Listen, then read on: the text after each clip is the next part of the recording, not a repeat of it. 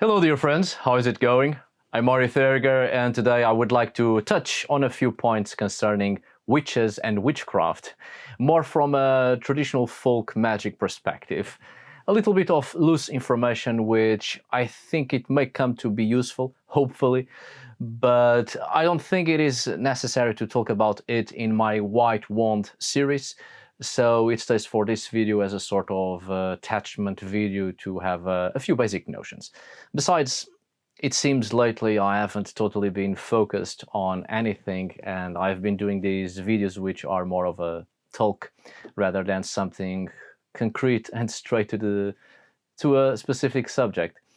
Well, sometimes life hits you pretty hard with certain realities, and it takes time to get back on your feet. So instead of abandoning everything for good, I'm here trying to carry on, which is why today it will be a little bit of a talk to and see what comes out of it. Well then, because of my White Wand series, which deals with traditional folk beliefs, witchcraft, more from an animistic perspective, there's been some doubts if I am dealing with Wicca in there or not. The answer is definitely not. I'm not against Wicca, I'm not against people who have chosen such a path. It's just not for me. Despite Wicca being one of the most popular religions concerning modern expressions of faith and dealing quite a lot with the divine feminine, it is largely more of a fusion of Western occultism and occult ceremonial magic with natural magic. So to me, it just feels like more of the same, but just with a couple of elements on the facade to make it look appealing. But in its core, it's what we have been dealing with for a very long time, and it just feels absolutely saturated. Occultism is definitely interesting and useful to a certain extent, and I have been expressing here on some videos it can definitely be conjugated with witchcraft. And I also know there's a certain conflict between Wicca and traditional witchcraft, and I'm not here to feed such conflicts. My only point is that I'm much more interested in an animistic perspective, and that includes studies concerning shamanism. So, the modern revival of traditional witchcraft draws its understanding more on folkloric material, popular traditions, and traditional folk beliefs, and it is largely shamanic in its approach. I've already made a video concerning the similarities between traditional witchcraft and shamanism, so let's move on. Of course, if you have the time, please check that video.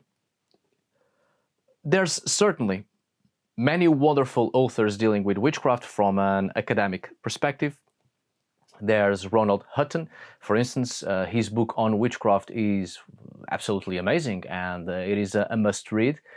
However, almost everyone dealing with traditional witchcraft has certainly read something from the Italian author and historian Carlo Ginzburg. If you haven't read any of his works, surely there's some other work on witchcraft you have read that cites Carlo Ginzburg. Many times we have heard about the familiar spirits, the devil, other witches, other beings that alleged witches find in their craft, especially concerning a study on trial records and the things accused witches say they have done, have seen, and have experienced. These trial records have been put to question so many times, and indeed, much of it does seem to be rather fanciful inventions on the spot, out of fear, and to confess to save oneself from a worse fate from the part of the inquisitors. Equally, there's been quite the fantasy in more modern times around the witch confessions, trying to turn it all into an old pagan cult to a goddess or a nature's god. But surprisingly, there's quite a good deal of elements in these trial records that are far too similar to other trial records from completely different parts of the globe, and matches certain folk beliefs concerning otherworldly creatures. So it is the work of Carlo Ginzburg that comes to somewhat establish a more concrete understanding of these experiences by alleged witches. These testimonies, in many important points, come out as things, experiences, relationships, even alleged witches would encounter during spirit flight rather than in the waking world. Which certainly at some point when someone has such an experience or several of such experiences, it is hard to discern if it was in the waking world or in spirit flight, because these experiences are quite vivid. So, what may come out as an hallucination or sloppy fantasies on the spot, or even a certain idea of a physical cult of a group of people, may very well have been experiences in spirit flight, hence the more shamanic character to it, which Carlo Ginzburg beautifully expresses. Things often encountered and experienced in spirit flight.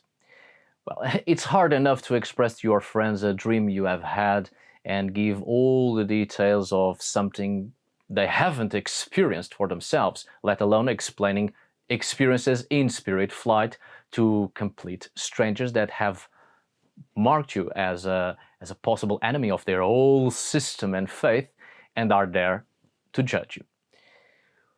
What is seemingly impossible in the descriptions of these testimonies starts to make more sense through a shamanic perspective. And the more we study shamanism as an important spiritual expression within an animistic perspective of a certain community, group, or indigenous population and culture, the more these witch flights make sense. And there's a considerable number of similarities with what is described in spirit flight in shamanism. The first effort is certainly to understand shamanism, using the term here as a general denomination just for a better understanding.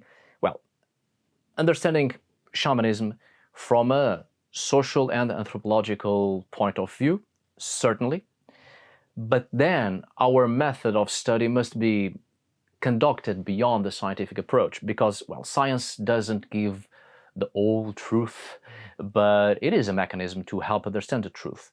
So, we should indeed try to also understand shamanism, spirit flight, ecstatic modes, in terms of a natural human potential.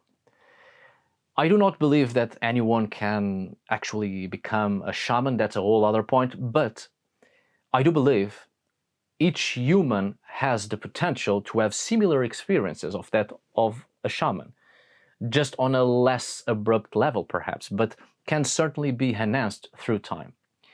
It seems to be indeed not simply through these studies on witchcraft, shamanism, and animism, but also through personal experiences and a great quantity of people I have had the pleasure and the honor to contact with, that within human nature lies this potential to transcend the body and have powerful visions and even contact other realms of existence.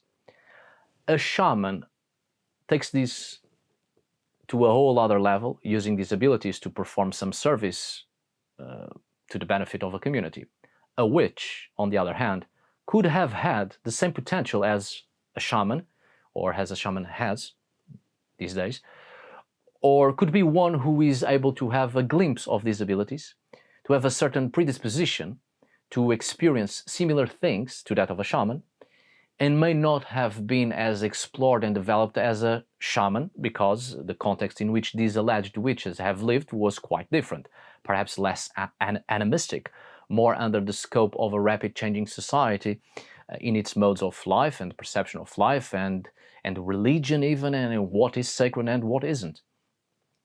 The societies in time in which we live in do have a great influence on our perception of things and on our experiences in life. So many human potentialities at certain periods in history and society are not as developed due to the several indoctrinations we pass through in the course of our lives, especially at a young age. These witches may not have been shamans concerning the fullness of what such a term comprises, but have had this potential nonetheless, and experienced things that were hard to express under the perception of life of the time. I think this is important to express so that the modern witch can better interiorize this and understand how deeply rooted in biological terms this really is, or might be, and the importance of such spirit flights, visions even, the importance this has in the life and work of a witch. Whether it is through sexual intercourse, song, chanting, drumming, consumption of something, there's a response and the body acts towards that response, provoking an experience beyond the body itself. It's important to take that in mind in order to walk towards a better understanding of human nature itself. These studies cannot be discarded. A well-read witch is a powerful witch.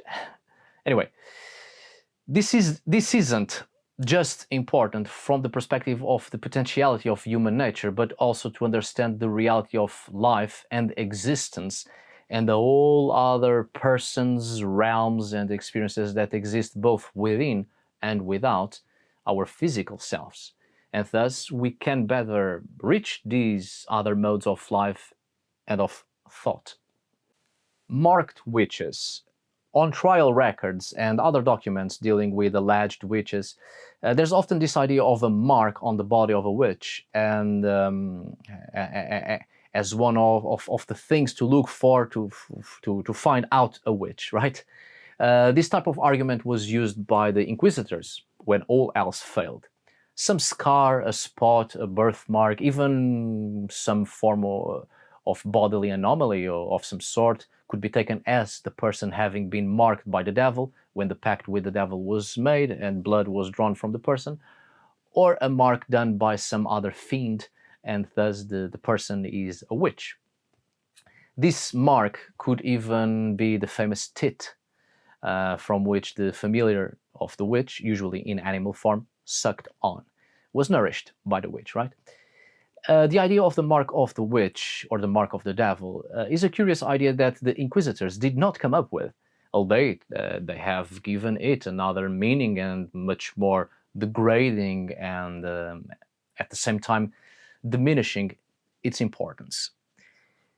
Digging through the lore, we find all sorts of marks of people accused of being witches, or indeed of people that saw themselves as witches or something else. It usually means the condition of being a witch, of being the other, someone whose life and craft and being is different in aspects of the mind and body. Sometimes the mark could be a form of identification, of belonging to a particular group or lineage of witches, or of people who practice a certain craft, or a mark between certain groups, a coven, for a lack of a better term, or indeed marked due to the connection the person has with otherworldly agents.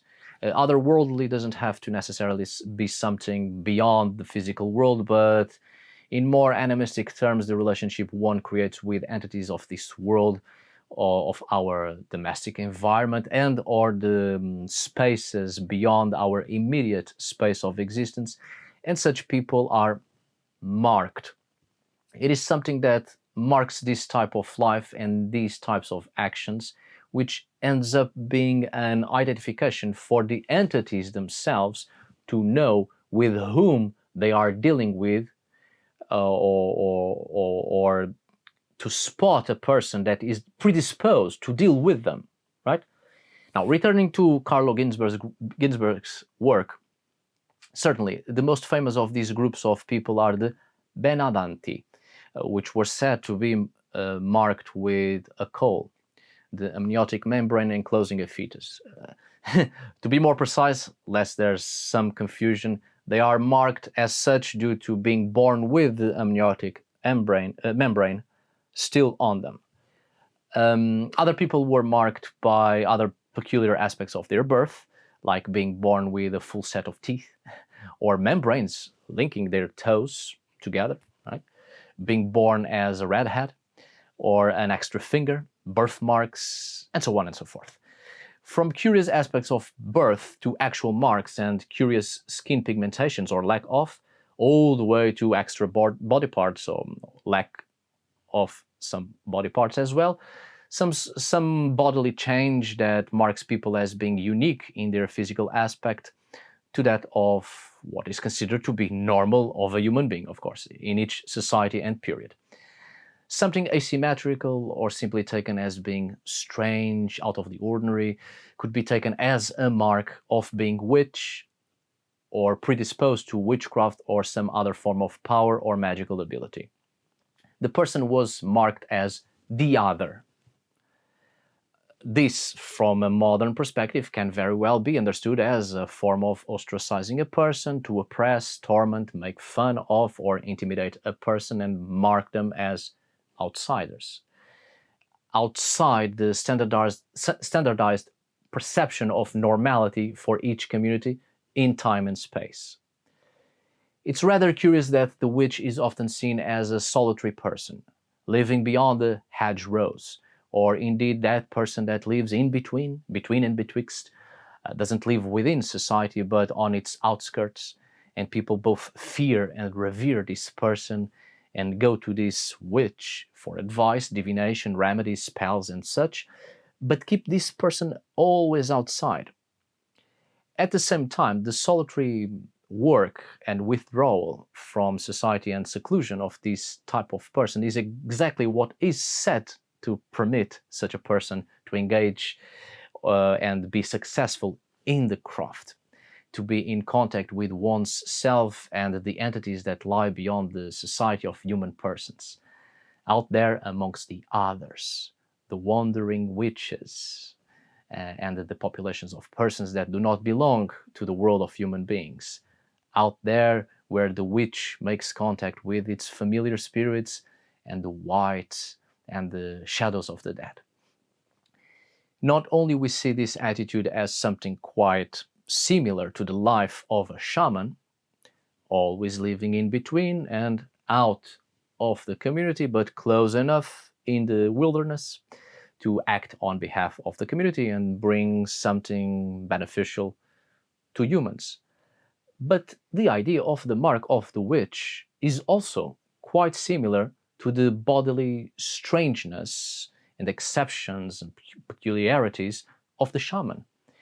It's curious to note that in many shamanic traditions, shamans are usually the marginalized ones, whether because they are identified by their unusual physical appearance, be that physical peculiarities or the way in which such people present themselves, and the latter also involves gender identification, or because of their social backgrounds, poverty, regarded as a low caste, low status, loneliness, struggle, etc. The witch and the shaman are marked in some form.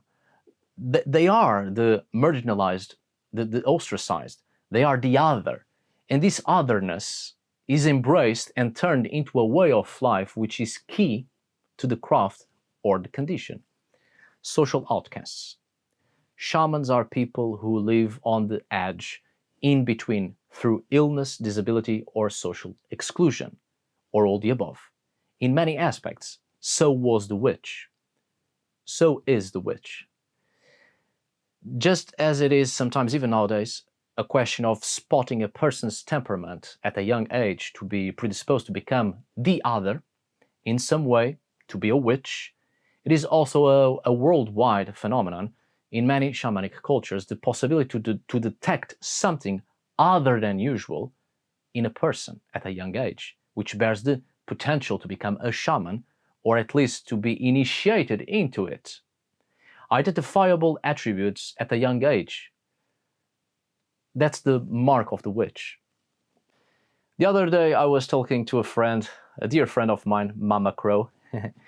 Well, concerning these shamanic-like experiences many people called into the craft speak of, as well as the testimonies and in the old witchcraft lore itself. Things are never quite clear, which is normal, and we are never truly certain if things happened in real life or within our body or in spirit somewhere. You have my own testimony on the matter. You can, in case you want to watch that video concerning my first contact with witchcraft. To this day, I'm not sure if it was in real life, or in a dream, or in spirit, or in some sort of parallel reality where things are happening for real, but just apart from this reality where we mostly live. Whichever the case, there is an experience that changes our minds on many levels. We are living it, we are experiencing it. If it becomes important and provokes a change, then it is surely something of importance we have passed through. And that's the whole point. As I said in the video concerning my first contact with paganism, another completely different video, if I am not mistaken, I started by stating that people who experience these things may not be lying. That may not be their immediate impulse, but rather they may actually be telling the truth.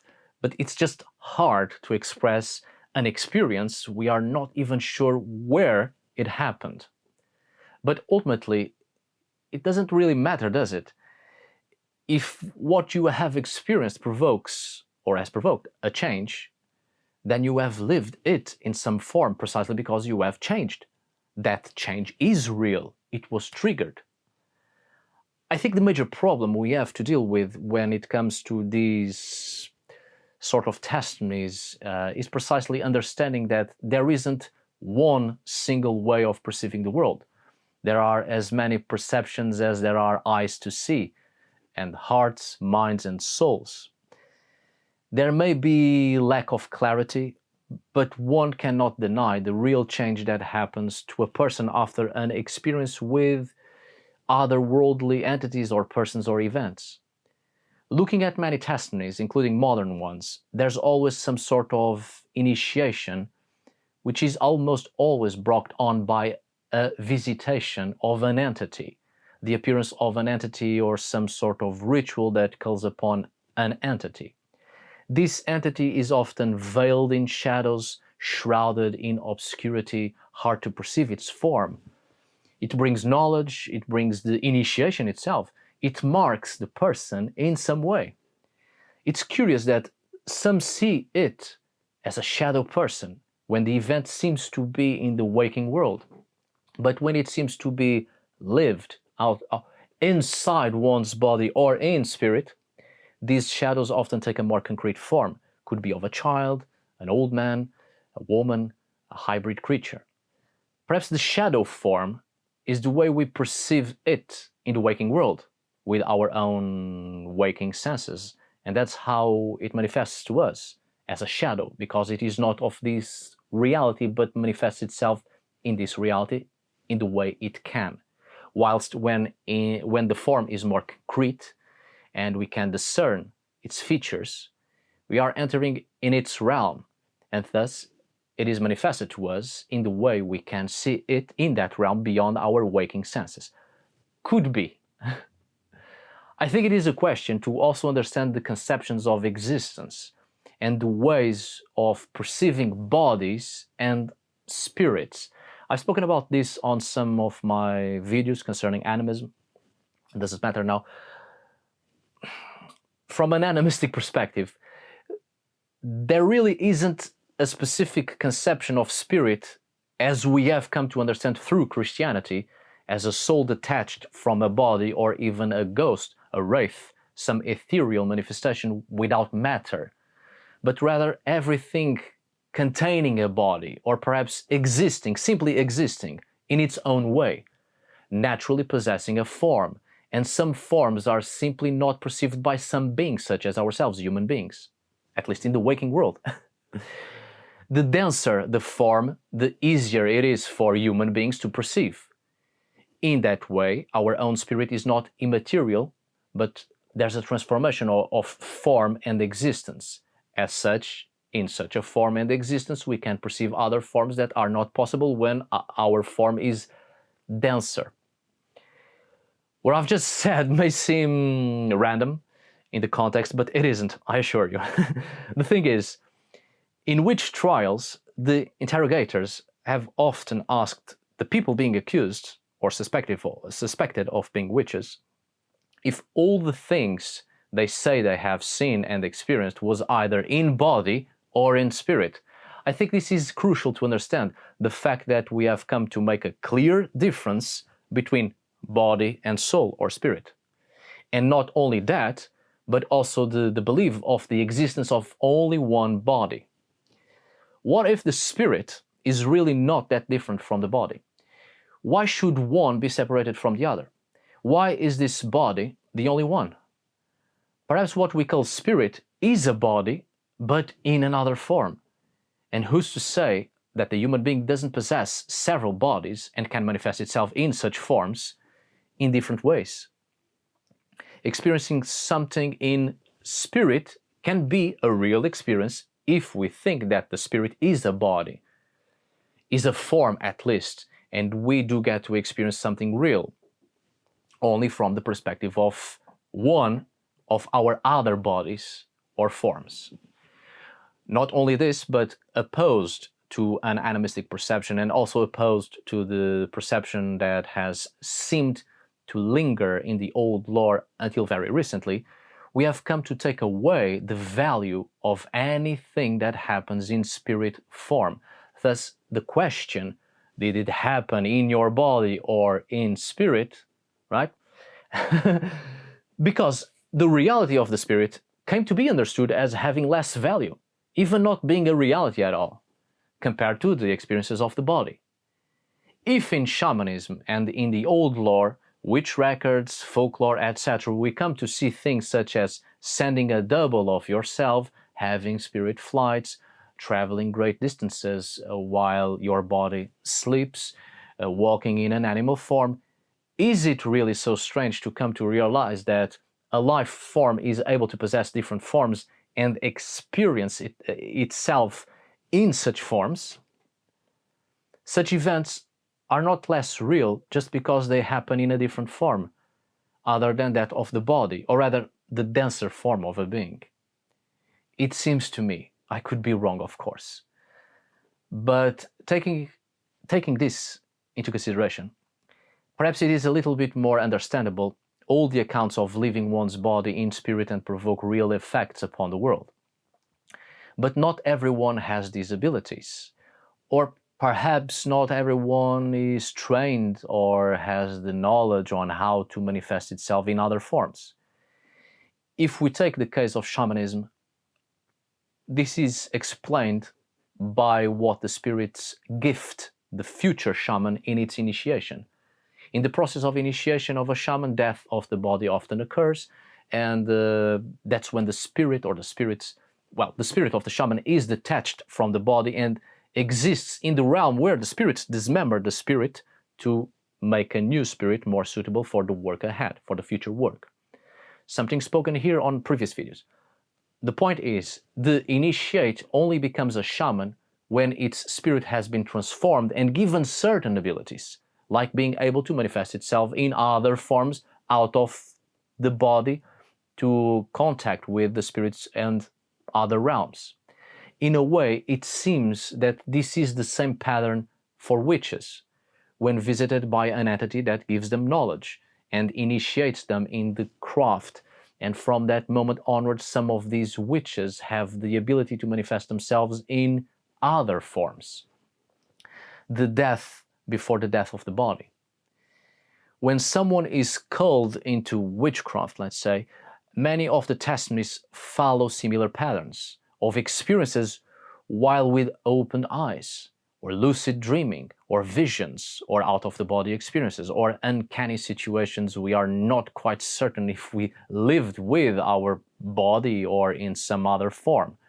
It's something that feels very real and may be indeed experienced, lived with another body of ours, another form, making it no less real.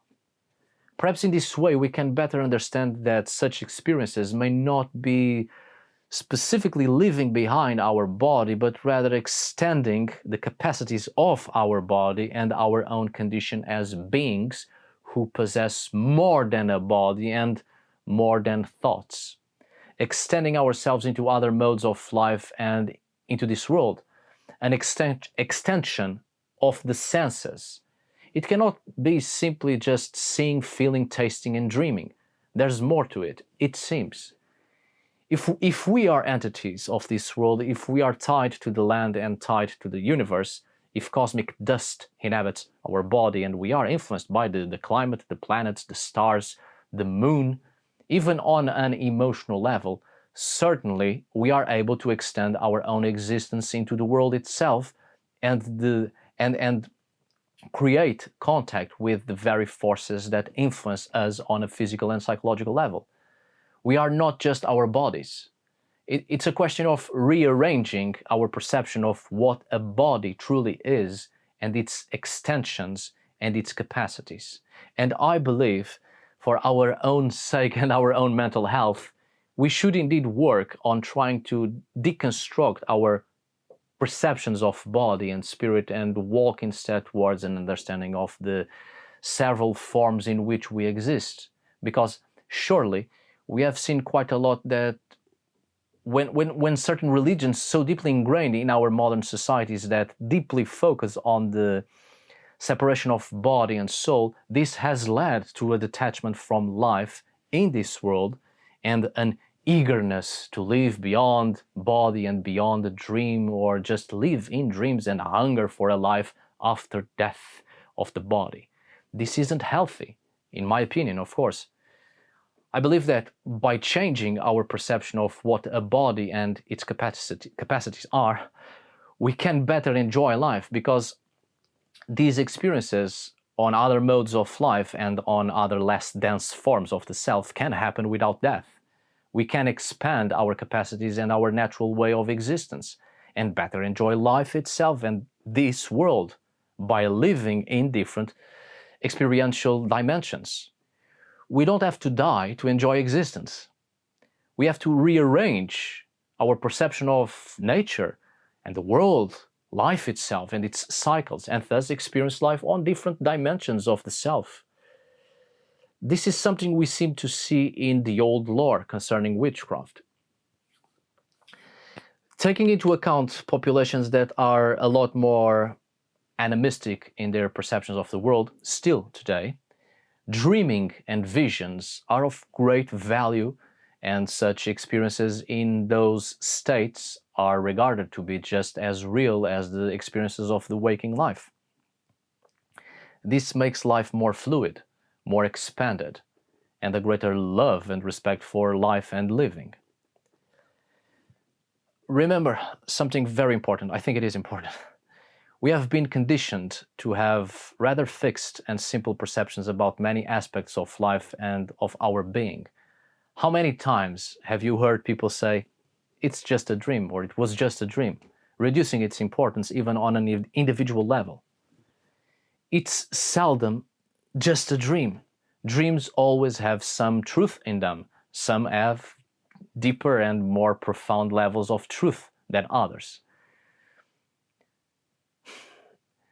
There are many keyholes and many locks to an equal number of doors. We just have to find the right keys.